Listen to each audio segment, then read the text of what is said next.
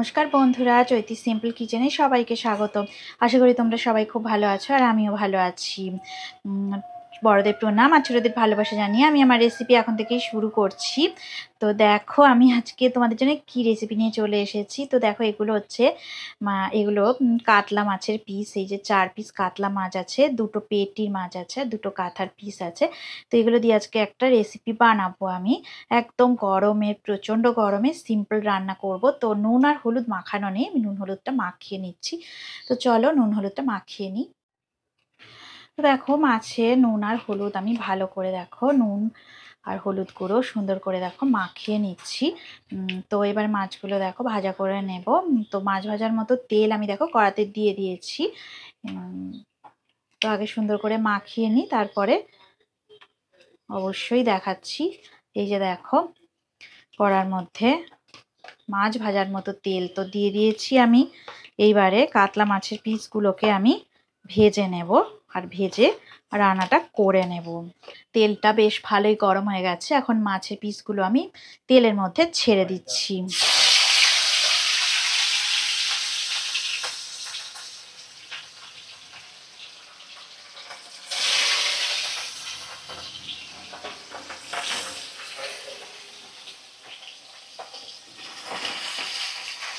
তো দেখো 4 পিস মাছ কড়ার মধ্যে আমি দিয়ে দিয়েছি। তো সুন্দর করে ভাজা করে নেব মাছগুলো। একদম হাই ফ্লেমে রেখে এখন মাছগুলোকে আমি ভাজা করছি। তো কিছুক্ষণ পরে আবার আমি মিডিয়াম ফ্লেমে রেখে মাছ ভাজা করে নেব। তো চলো এখন মাছ ভাজাটা হতে থাক। দেখো একদম মিডিয়াম ফ্লেমে আমি মাছের কড়াটা মিডিয়াম ফ্লেমে করে দিয়েছি আর মাছটা দেখো একটু উল্টে পাল্টে দিচ্ছি। তো একদম টাটকা মাছ, আমি খুব ভালো একদম কড়া করে কিন্তু ভাজার কোনো দরকার নেই। আমি তো ভাজি না, তো যাদের একটু মনে হয় কড়া করে ভেজে খাবে তো তারা অবশ্যই কড়া করে ভাজতে পারো। একদম কালো কালো হালকা কড়া করে। আমি তো একদম একদম দেখো সিম্পলভাবে মাছ ভেজেছি আর কিছুক্ষণ ভাজার পরেই উল্টে পাল্টে দিলাম। তো এই সাইডটা ভাজা হয়ে যাক, তারপরে মাছগুলো আমি কড়া থেকে উঠিয়ে নেব। এখন আমি কিন্তু মিডিয়াম ফ্লেমে রেখেই ভাজছি। তো ফিরে আসছি 2 মিনিট পর। দেখো মাছ ভাজা হয়ে গেছে, এবার আমি সমস্ত মাছ উঠিয়ে নেব।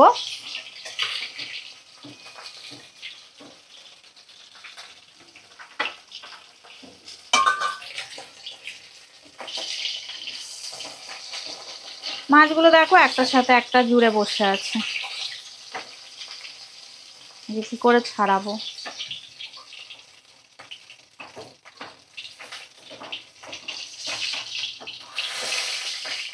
এবার দেখো আমি কালো জিরে ফোড়ন দিয়ে রান্নাটা করছি। কেন কালো জিরে ফোড়ন দিচ্ছি তোমাদেরকে অবশ্যই বলবো। তো দেখো আজকে আমি বেগুন কেটে নিয়েছি। এই দেখো বেগুন আর আলু দিয়ে আজকের রান্নাটা হবে। তো মাছের ঝোল, একদম পাতলা করে মাছের ঝোল করব। তো বেগুন আমি দেখো দিয়ে দিচ্ছি আর সাথে আলু আছে, ও সবটাই দিয়ে দিলাম। তো ভালো করে নাড়াচাড়া করে নেব। মাছের ঝোলের মতন বেগুন আলু কাটা হয়েছে। তো এবারে সুন্দর করে শুধু নাড়াচাড়া করা বাকি আছে। আর দেখো গরম গরম তেলের মধ্যে সুন্দর করে বেগুন আমি আলু বেগুন ভাজা করে নিচ্ছি। আর ফ্লেমটা আমি মিডিয়ামে করে রেখে দিয়েছি। আর একটু কাঁচকলা দিয়ে দেব, একটু কাঁচা লঙ্কা দিয়ে দেব। আর এই দেখো টমেটো দিয়ে দিলাম, কুচনো টমেটো ছিল তো টমেটো দিয়ে দিলাম। টমেটো একদম ছোট সাইজের একটা টমেটো দিয়েছি। তো আজকে দেখো আমি পেঁয়াজ ছাড়াই মাছের ঝোলটা বানিয়ে নেব। তো গরমে পেঁয়াজ দিলে খুব গরম এখন পড়ে গেছে, আবার একটু বৃষ্টি যদিও হয়েছিল কয়েকদিন আগে, তো এখন আবার বেশ গরম পড়েছে। গরমে সুন্দর করে আমি দেখো পাতলা করে মাছের ঝোল বানাবো। তো পেঁয়াজ ছাড়াই আজকে আমি মাছের ঝোলটা বানিয়ে দেখাবো। তো কেউ স্কিপ করো না, ভিডিওটা প্রথম থেকে শেষ পর্যন্ত দেখবে, আশা করি তোমাদের ভালো লাগবে। তো গরমকালে তো দুপুরবেলা বাঙালিদের ভাত না হলে চলে না। তো বাঙালিদের ভাত খেতে গেলে এরকম সুন্দর ঝোল হলে সবাই দেখবে প্রশংসা করবে। তো দেখো আমি জিরে বাটা দিয়ে দিচ্ছি 1 চামচ, আর আরেকটু সামান্য দেখো আমি জিরে বাটা দিয়ে দিলাম। আর এদিকে দেখো আমি আদা বাটা দিয়ে দিচ্ছি, একটু আদা বাটা আর জিরে বাটা দিয়ে ঝোল, খুবই অল্প পরিমাণে দিয়ে দিলাম আদা বাটা। তো তেলও আমি দেখো ওই যে মাছের যেটুকুনি ভাজা করার পর তেল ছিল সেই ওই অল্প তেলেই রান্না করছি। গরমে বেশি তেল মশলা খেতে কারোরই ভালো লাগে না। তো এই বেশ গরম পড়েছে এখন, দুপুরবেলা বাইরে তো বেরোনোই যাচ্ছে না, এতটাই বেশি গরম পড়ে গেছে। ঝোল দারুণ জমে যাবে। তো দেখো আমি মিডিয়াম ফ্লেমে রেখে তোমাদের সাথে গল্প করতে করতে রান্নাটা প্রায় করেই ফেললাম। তো দেখো ভালো করে ভাজা ভাজা হয়ে গেছে। এইবারে আমি দেখো কি দেবো, এবারে দেখো আমি হলুদ গুঁড়ো দিয়ে দেবো, 1 চামচ হলুদ গুঁড়ো দিয়ে দিলাম। আর দেখো আমি 1 চামচ নুন দিয়ে দিলাম।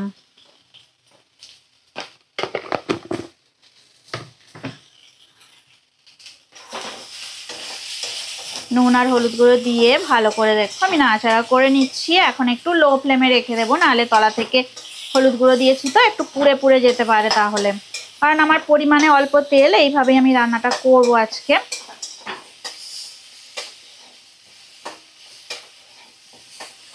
তো দেখো 2 থেকে 3 মিনিট ভালো করে ভাজা করা হয়ে গেছে।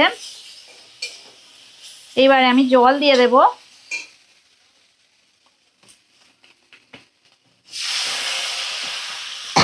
একদম পাতলা করে বললাম যে বানাবো, তাই জন্য দেখো অনেকটাই জল দিয়ে দিয়েছি।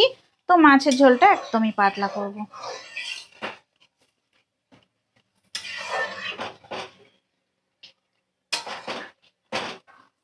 এইবারে গ্যাসের ফ্লেমটা বেশ জোরে দিয়ে দেবো, একদম হাই ফ্লেমে দিয়ে দেবো, কারণ এটা তরকারিটা একটু ফুটবে। তো কিছুক্ষণ ফোটার পরে আলু বেগুন সিদ্ধ হয়ে গেলে তবেই মাছগুলোকে দেব। তো এখন তরকারিটা শুধু ফোটার অপেক্ষা। তো চলো তরকারিটা ফুটে গেলে আমি একটু ঢাকা দিয়ে দেব, ঢাকা দিয়ে রান্নাটা হবে। দেখো 7 মিনিট হয়ে গেছে, দেখো ঢাকাটা আমি খুলে দিলাম। ঝোলটা দেখো একদম পাতলা পাতলাই আছে। এবার শুধু দেখতে হবে আলু সিদ্ধ হয়েছে কিনা।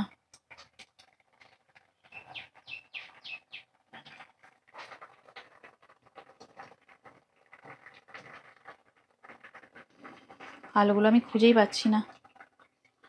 এই যে আলু, হ্যাঁ দেখো আলু খুব সুন্দর সিদ্ধ হয়ে গেছে।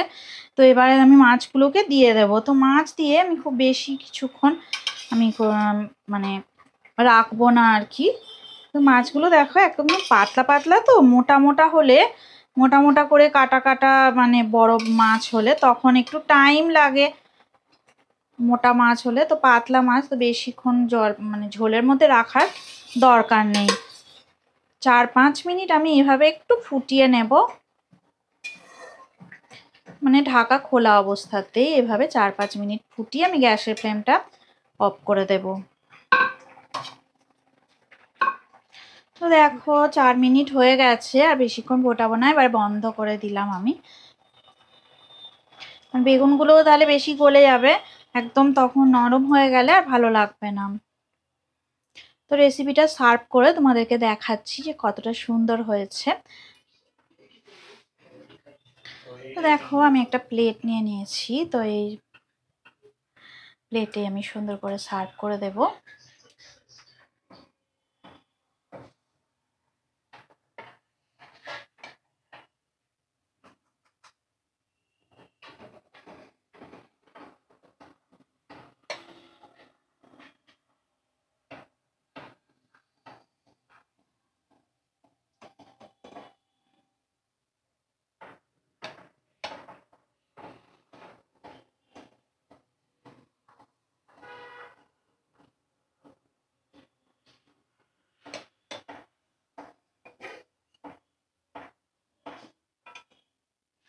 বেগুনগুলো দেখো একদমই গলে যায়নি।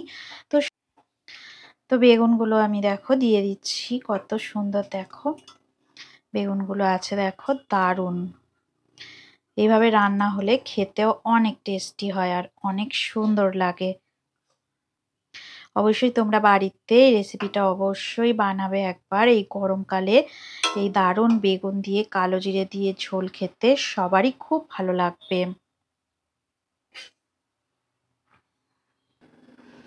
তো দেখো একদম ঝোলঝোলি আমি করেছি, তোমাদেরকে তো বলেইছিলাম। তো এই রান্নাটা আমি একদমই ঝোলঝোল রান্না করব। তো একদম দেখো সুন্দর ঝোল দিয়ে আমি সার্ভ করে দিচ্ছি।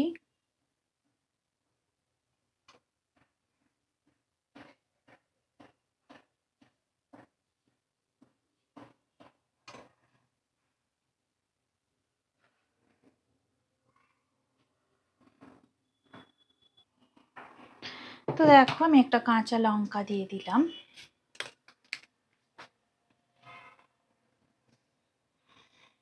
তো খুব বেশি তো ঝাল হবে না, তাই কাঁচা লঙ্কা দিয়ে সার্ভ করে দিলাম।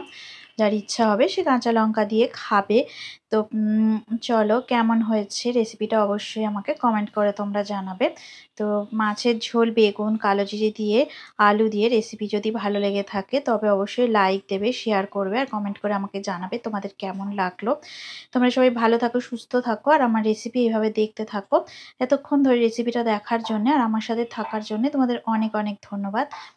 আজকের মতো টাটা, পরে আবার অন্য নতুন রেসিপি নিয়ে তোমাদের সামনে চলে আসবো। তো অনেক অনেক ধন্যবাদ পুরনো বন্ধুদের তার আমাকে এগিয়ে নিয়ে যাওয়ার জন্য, আর নতুন বন্ধুদের তো তোমাদেরকে তোমরা অবশ্যই আমাকে চ্যানেলটা সাবস্ক্রাইব করবে। আমার চ্যানেলে যারা ভিজিট করলে নতুন বন্ধুরা, আমার রান্নাটা যদি রেসিপিটা যদি ভালো লেগে থাকে অবশ্যই নতুন বন্ধুরা আমার চ্যানেলটা সাবস্ক্রাইব করে দেবে আর সবাই লাইক দিয়ে দেখবে।